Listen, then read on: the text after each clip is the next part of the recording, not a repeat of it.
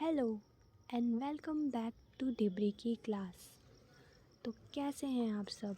I hope सब मज़े में होंगे, अच्छा कर रहे होंगे और यहाँ तक की क्लासेस आपको समझ आ रही होंगी। मैं ऐसा मान के चल रही हूँ कि मेरी तरीक़ों से जो मैं याद कर रही हूँ जैसे वैसे आपको भी समझ आ रहा होगा और याद भी हो जा रहा होगा। तो आगे बढ़ते हैं और आज का पार्ट स्टार्ट करते हैं। Let's see. तो आज भी हम जियोग्राफी में ही कंटिन्यू करेंगे और हम क्या देख रहे थे, तो आज कल हमने देखा था जनरल इंट्रोडक्शन ऑफ इंडिया। ये हमारा पहला मेन टॉपिक है। अभी हम सिर्फ इंट्रोडक्टरी पार्ट देख रहे हैं, तो हम उसी के साथ में कंटिन्यू करेंगे। जो भी उसमें मेजर पॉइंट्स बचे, मतलब बेसिक इंट्रोडक्शन ही अभी चल रहा है। तो आप चाहो तो मेरा फर्स्ट वीडियो देखोगे तो चीज़ें और क्लियर होंगी कि इसको कैसे कैसे रेडी करना है, जियोग्राफी वाला पार्ट को कैसे आपको रेडी करना है और आप इंडियन जियोग्राफी को कैसे पढ़ोगे। ये सब कुछ हमने कल देखा था और बेसिक सा इंट्रोडक्शन देखा था, नेमिंग वाला पार्ट सिर्फ देखा था, नेमिंग ऑफ इंडिया। क्या है कि जियोग्राफी थोड़ा वास्ट है, तो मेरे को एक्सप्लेन करने में टाइम लग रहा है।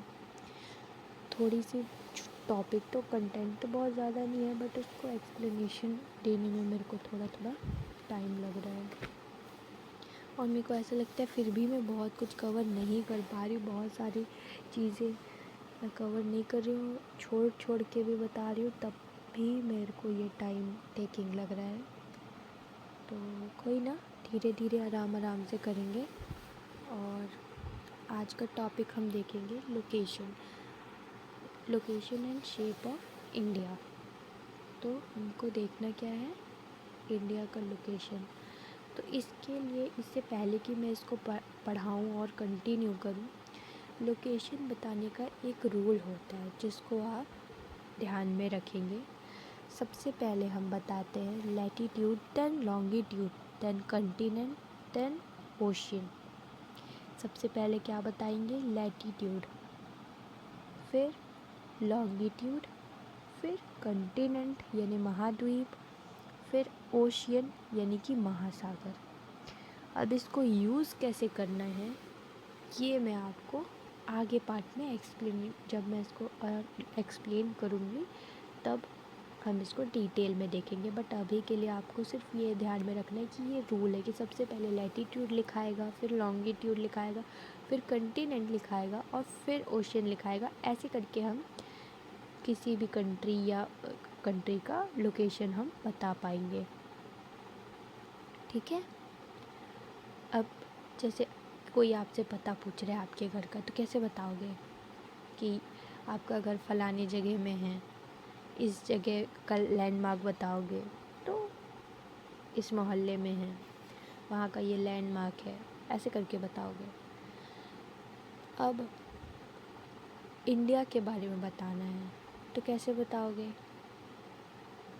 ये थोड़ी बोलोगे कि इस जगह के बगल में है या उधर है। वैसे जैसे अपने घर का एड्रेस बताते हो ना कि फ़लाने मोहल्ले में फ़लाने जगह के सामने, उस लैंडमार्क के सामने में है, या जैसा भी आप बताते होगे, बस उसी तरीके से यहाँ पे भी बताएंगे। हम सबसे पहले बताएंगे लैटीट्यूड कि किस लैटीट्यूड के किस टाइप पर है, लॉन्गिट्यूड के किस साइड पर है, फिर कंटिनेंट कौन सा है, ओशियन कौन सा है, कहाँ पर, मतलब किस जगह से लगा हुआ है। तो ये सारी चीज़ें जब हम एक्सप्लेन करेंगे तब जाके ना किसी जगह का लोकेशन हम बता पाएंगे। ठीक। तो अपने को देखना क्या है वो हम अब कंटिन्यू करते हैं, मेन टॉपिक पे आते हैं। India when seen in the latitudinal reference is in the northern hemisphere and when seen in longitudinal reference is in the eastern hemisphere. India is located in the Southeast Asia. India along with other Asian countries forms the SAARC है। ये इसमें लिखा, मतलब इसमें mention नहीं हो पाया है, सार्क है, SAARC। SAAR ऑर्गेनाइजेशन हो जाएगा। क्या होगा? SAAR, है ना।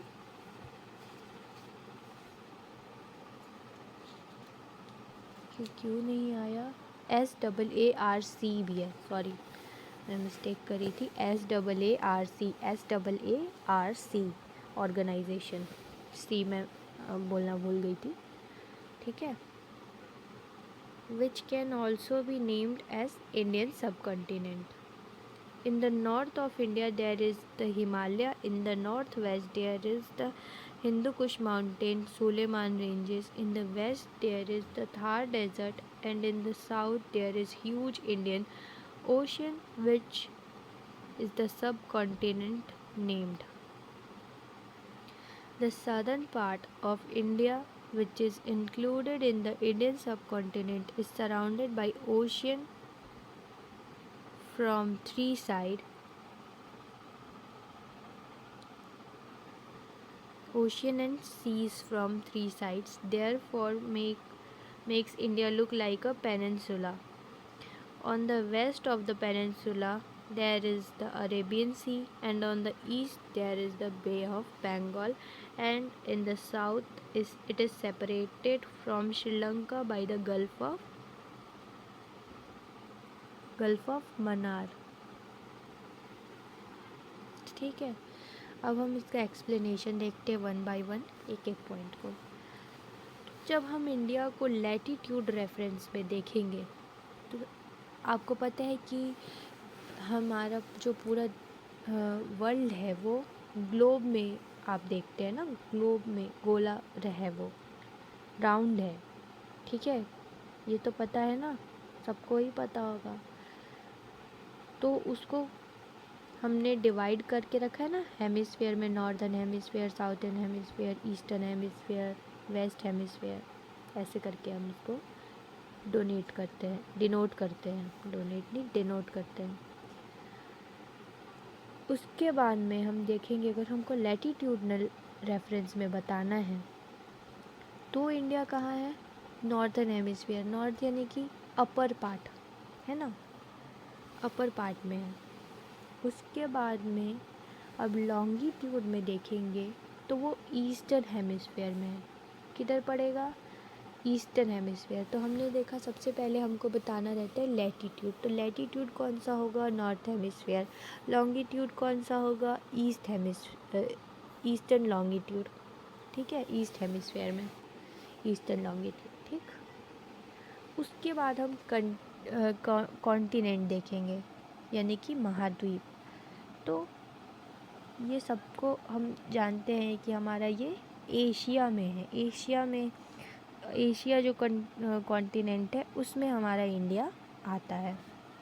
एशिया के जो ये देश है ना, वो आपके मतलब उसमें आपका इंडिया आएगा। उसके बाद ओशियन हम बताएंगे, तो ओशियन कौन सा है? इंडियन ओशियन है हमारा, ठीक है। अभी जब मैं मैप में एक्सप्लेन करूँगी तो ये और अच्छे से समझ में आएगा, बट स्टिल मैं एक बार मैप लगा ही देती हूँ। ये देखो लास्ट में लगाई हूँ मैं मैप। ये आपका इंडियन ओशियन है ना, इधर ये इंडियन ओशियन है पूरा, ठीक। उसके बाद में अब मैं क्या बता रही थी, ओशियन, इंडियन ओशियन आ गया। ये पूरा जो आपका इंडिया है ये कौन से कंटिनेंट में है? ये एशिया में है। किस में है? एशिया में। और एशिया में भी साउथ एशिया में है। किस में? साउथ एशिया में। अब ये कैसे बताएंगे? ग्लोब में हम देखेंगे इसको मैं मिटा देती हूँ, इरेजर कहाँ? इसको सबको मिटा देते हैं ताकि हम पढ़ते वक्त देखेंगे इसको, आएंगे। अब हम इसमें समझते हैं। ये हो गया आपका ग्लोब, ठीक है। इसको जूम होगा क्या? ये नहीं हो रहा है।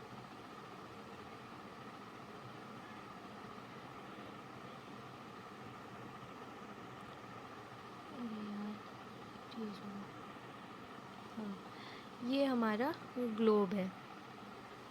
तो मैंने बताया ना, ये हो जाएगा नॉर्थन हेमिस्फेयर, ये सदर्न हेमिस्फेयर, उसके बाद ये हो जाएगा आपका ईस्ट और ये वेस्ट।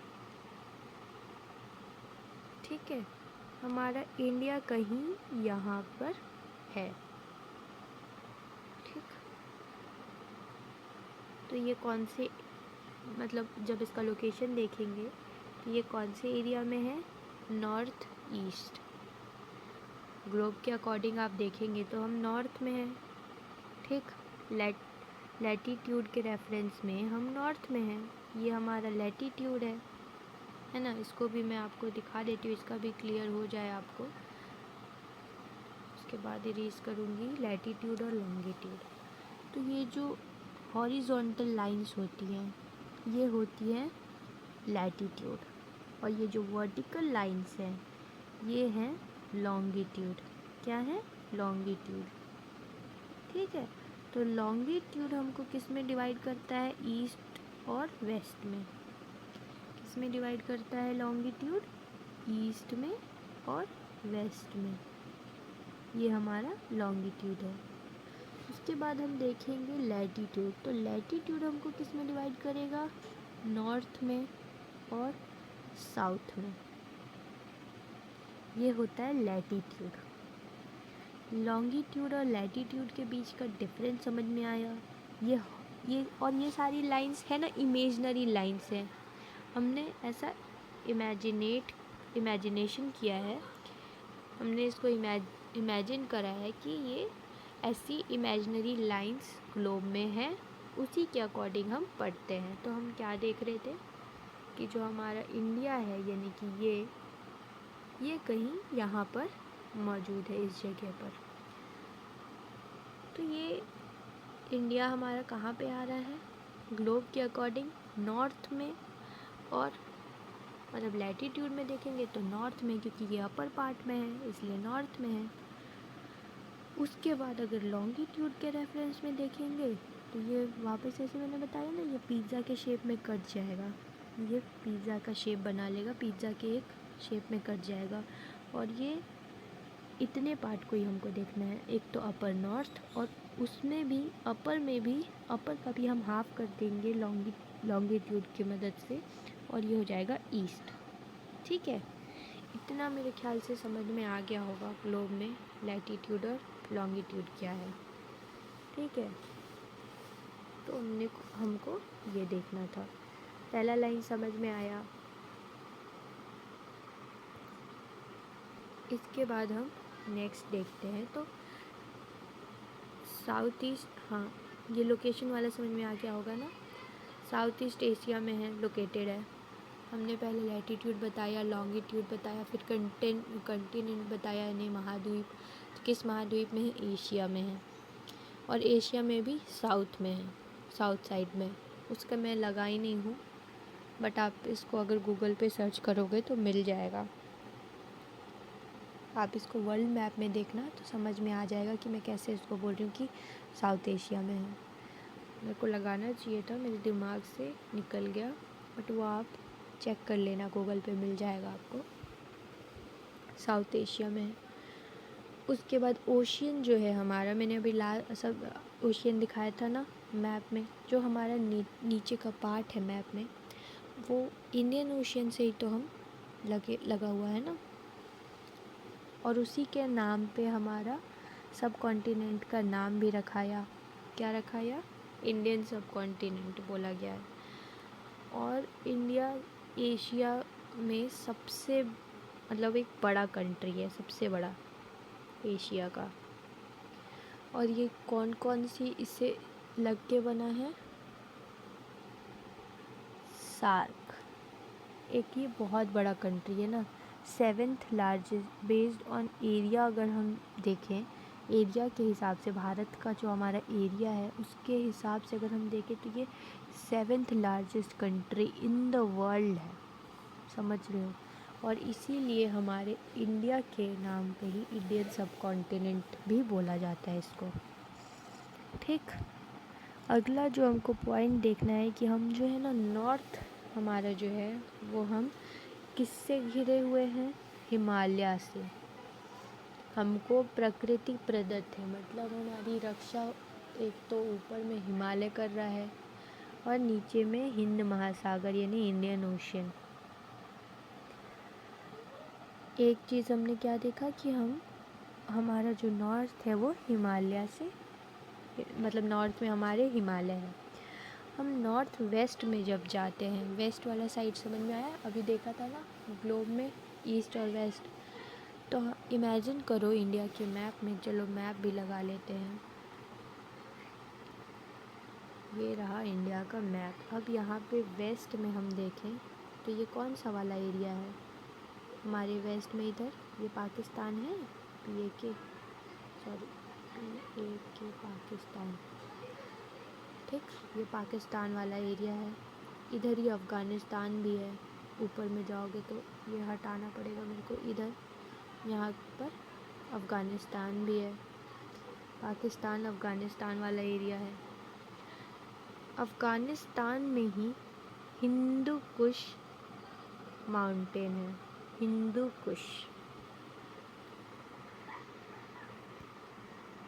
अब इसको हिंदू कुश क्यों कहते हैं, इसके पीछे भी एक स्टोरी है। अगर आप सुनने में इंटरेस्टेड हो, चलो नहीं भी हो तो भी मैं सुना देती हूँ, मेरे को तो कंट्रोवर्सी क्रिएट करती रहती हूँ मैं अपने वीडियोज़ में।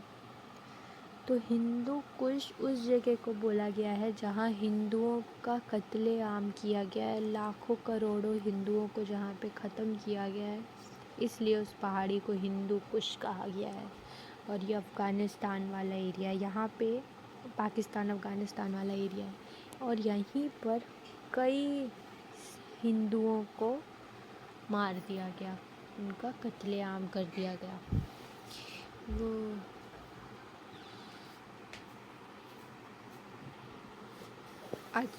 आजकल कई पिछले कुछ सालों से ये काफ़ी फेमस, आप सुन रहे होगे, गुस्ताखे नबी की एक ही सज़ा, सर तन से जुदा, सर तन से जुदा। और अभी कश्मीर फाइल्स आई थी, उसमें भी दिखाया था रेलिफ गैलिफ और शेलिफ, ऐसी कुछ था वर्ड, एग्जैक्टली मेरे को ध्यान में नहीं है, जिसका मतलब होता है कि या तो इस्लाम कबूलो, या छोड़ के चले जाओ, या मरने को तैयार हो जाओ। ठीक है, तो ऐसी तो कहानी है पीसफुल कम्युनिटी की। तो अब हिंदुओं को किसने मारा होगा, ये सोचने वाली बात है ना। बस यही बात है जो है। तो हम नॉर्थ वेस्ट में किससे घिरे हुए हैं, हिंदू कुश माउंटेन से। समझ में आया, नॉर्थ वेस्ट में हिंदू कुश नाम आ गया ना, इसीलिए मेरे को ये स्टोरी मैंने बता दिया। उसके बाद हम थार डेजर्ट से साउथ में घिरे हुए हैं, सॉरी वेस्ट में, प्रॉपर वेस्ट में हम देखेंगे तो थार डेजर्ट है, साउथ में तो हमारा इंडियन ओशियन है। ठीक है, अब हम नेक्स्ट देखते हैं कि the southern part of India which is included in Indian subcontinent is surrounded by ocean and sea from 3 side. हाँ, तो हम मैप में फिर से मैप लगा लेते हैं। और मैप को मैं इतने पीछे क्यों लगाई हूँ, मेरे को लगता है हर स्लाइड के बाद मेरे को मैप लगाना पड़ेगा। ये देखो, ये कुछ ऐसा आकृति बनेगा ना,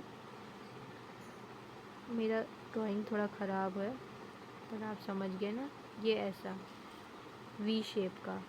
तो ये जो है, ये इधर से भी वाटर से, इधर से भी वाटर से, और नीचे से भी वाटर से, तीनों साइड से वाटर से घिरा हुआ है, जो कि एक इंडिया को लुक देता है पेनिनसुला का।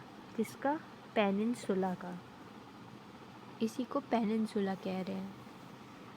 ठीक है, और ये जो टिप वाला पॉइंट वाला ये चीज़ है ना, इसको केप कहते हैं, इसको केप कहते हैं, केप, चेप नहीं है ना, ये केप है, केप। जो कि समुद्र में निकला हुआ तिकोना हिस्सा होता है, समुद्र में निकला हुआ तिकोना हिस्सा।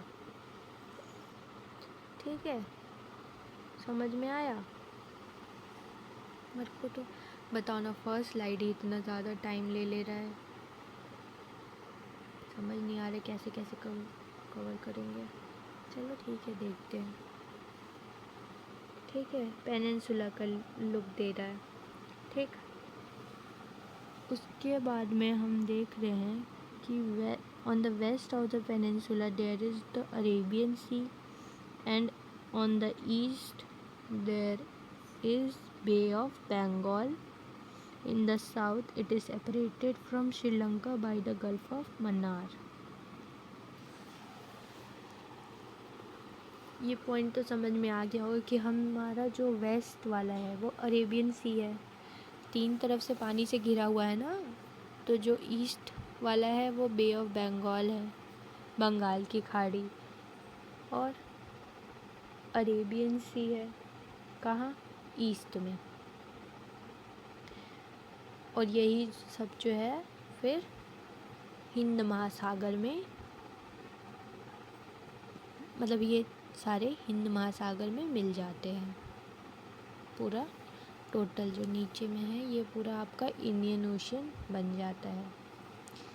ठीक है, और क्या चीज़ से श्रीलंका से सेपरेट हुआ है हमसे, साउथ में हम श्रीलंका से सेपरेट होते हैं गल्फ़ ऑफ मन्नार से। उसको क्या बोला गया है, गल्फ़ ऑफ मन्नार। ठीक है, अब हमको देखना है शेप ऑफ इंडिया। तो ये जो शेप ऑफ इंडिया है ये क्वाड्रेंगुलर है या काइट नुमा आकार, पतंग नुमा आकार है, काइट के जैसा है। Although its northeastern part seem to be an extended arm where we can see 7 states of the northeast which is also called as 7 sisters. ये खुद में ही बहुत वास्ट है, इसको अभी मैं अगर एक्सप्लेन करने गई ना बहुत टाइम लग जाएगा, इसलिए मैं इसको एक्सप्लेन नहीं करूँगी। मैं सिर्फ आपको दिखाती हूँ कि ये काइट नुमा आकार कैसे बनाते, पतंग नुमा कैसे है। ठीक है, ला यार पेन दे। ये देखो, एक पॉइंट आपका हो जाएगा इस जगह में, एक हमारा यहाँ एंड पॉइंट ऑफ इंडिया जो हम लेंगे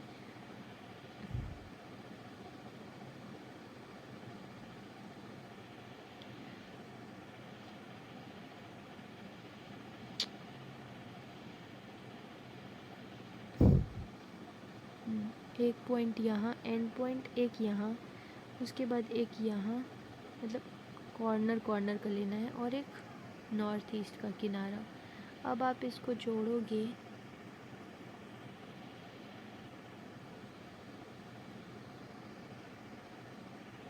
अब अगर हम इसको जोड़ेंगे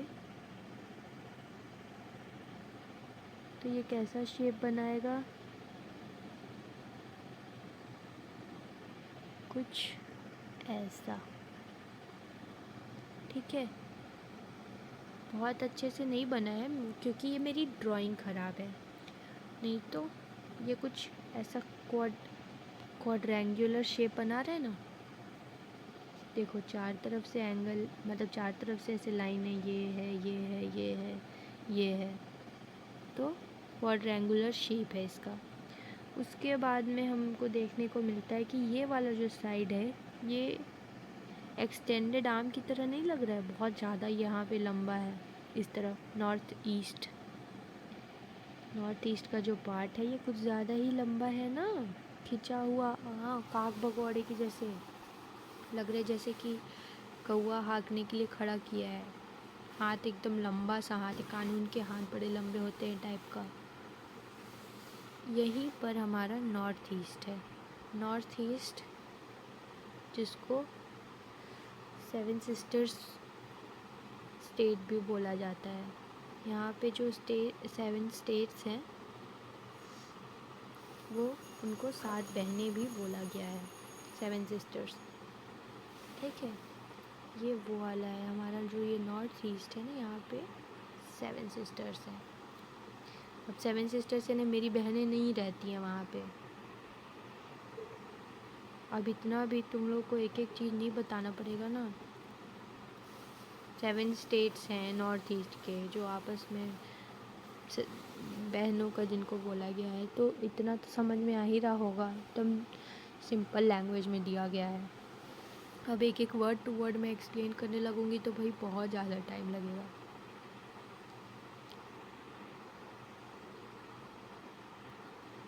नेक्स्ट, अरे छोटा एरिया एंड शेप।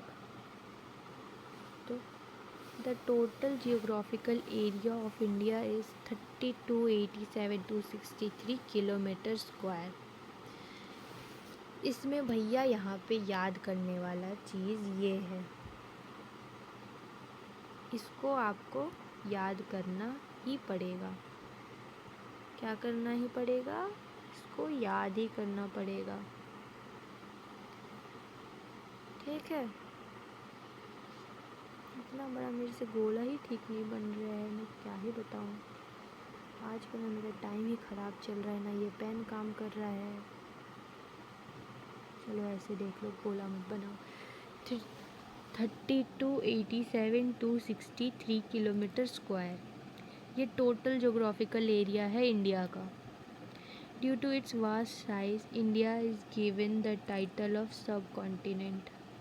मैंने बताया ना, क्योंकि इसका जो एरिया बहुत ज़्यादा एरिया है, इस वजह से इसी के इंडिया के ही नाम पे इंडियन सब कॉन्टिनेंट नाम पड़ा, ठीक है। It is 2.44% of the total area of the world and 17.5% of the total population of the world. समझ रहे हो ना? 2.44% पूरे वर्ल्ड के टोटल एरिया का भारत है। देख रहे हो, है ना अच्छा खासा। उसके बाद में 17.5% इसका टोटल पॉपुलेशन मतलब दुनिया का टोटल पॉपुलेशन भारत में है, ठीक है। मतलब भारत का पॉपुलेशन पूरे दुनिया का 17.5% है। झंडा लेके मत खड़े हो जाना मेरे से बहस करने, समझ गया ना, पॉइंट समझ में आना चाहिए। Based on area India is 7th largest country in the world following Russia, Canada, America, China, Brazil, Australia. सबसे बड़ा जो है रशिया का एरिया है पूरे वर्ल्ड में, उसके बाद कनाडा, फिर अमेरिका, फिर चाइना, फिर ब्राज़ील, फिर ऑस्ट्रेलिया, और उसके बाद में 7th लार्जेस्ट कंट्री एरिया के हिसाब से इंडिया है। 7th लार्जेस्ट कंट्री मतलब जो हमारा एरिया है ना वो 7, उस हिसाब से अगर इंडिया की रैंकिंग देखी जाए तो वो 7th रैंक पे है। कौन से रैंक पे है? 7th रैंक पे। और भाई ये सब जो है ना, मैं अपने से घुमा फिरा के कुछ भी नहीं बता रही हूँ, ये तुम लोग को याद करना ही पड़ेगा, point to point, word to word. ना करो तुम्हारी मर्ज़ी है, बताना मेरा काम है, ठीक है। उसके बाद में बाउंड्रीज़ ऑफ इंडिया को भी हम देख लेते हैं।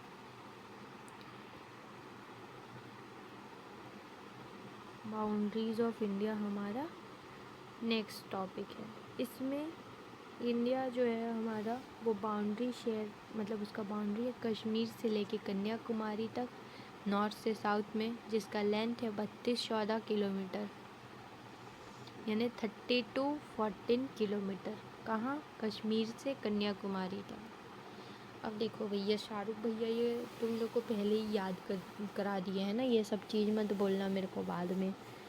वो गाना सुने हो ना उसकी मूवी का, चेन्नई एक्सप्रेस का, कश्मीर तो मैं कन्याकुमारी, बस इतना ही ध्यान में रखना है, कश्मीर तो और मैं कन्याकुमारी। इससे ज़्यादा आगे बढ़ने का, पूरा गाना सुनाने का मेरा कोई इरादा नहीं है।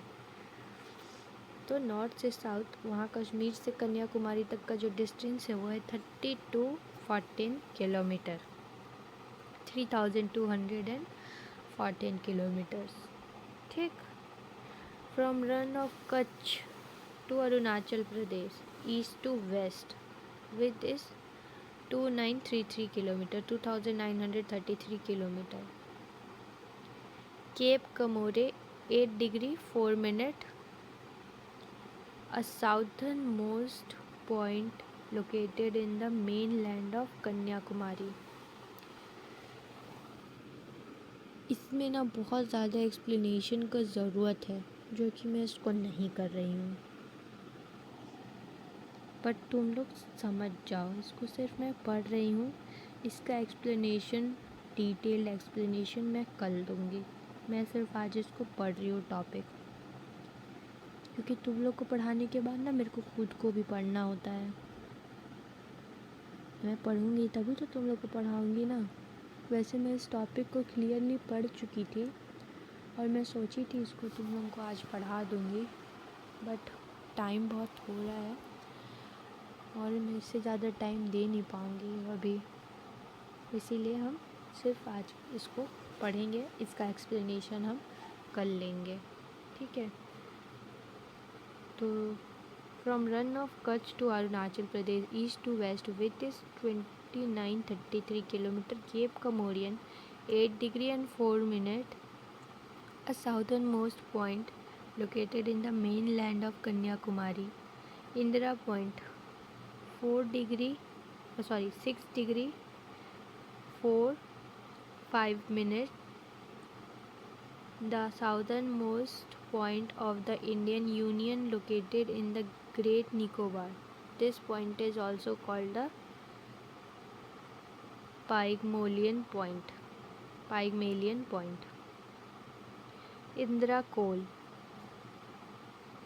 3, 7 and 6 यानी कि 37 degree 6 minute, northmost point of India located in the Union Territory Ladakh.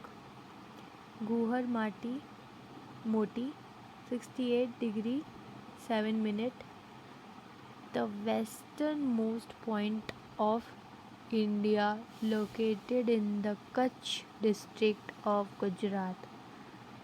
Kibitu 97 degree 25 minutes, Goharmati 68 degree and 7 minutes, Indira Col 37 degree and 6 minutes, Kibitu 97 degree and 25 minutes. The easternmost point of India located in the Kibitu district of Arunachal Pradesh. अब सोच रहे हो कि मैं इसका explanation आज क्यों नहीं कर रही हूँ. तो भाई इसमें जब तुम लोग को यही नहीं समझ में आ रहा होगा, बहुत लोग को आ रहा होगा 8 degree and 4 minutes जो मैं बोल रही हूँ, है ना. 8 degree 4 minutes, 6 degree 45 minutes, 37 degree 6 minute, 68 degree 7 minute, 97 degree 25 minutes. ये सब जो मैं लोकेशन बता रही हूँ, इसका एक्सप्लेनेशन मिनट का तो मैं दी नहीं, तो तुम लोगों को समझ कैसे आएगा. और इसको मैं अभी एक्सप्लेन करने जाऊँगी ना तो आधे घंटे का क्लास और लग जाएगा. इसीलिए इस वाले पार्ट को हम कल देखेंगे. इसमें एक्सप्लेनेशन कल देखेंगे. ये एक थोड़ा सा ज़्यादा टॉपिक है और कल हम देखेंगे इफ़ेक्ट ऑफ दिस लोकेशन, ठीक है. शेप हमने देख लिया, एंड पॉइंट अपने को देखना है.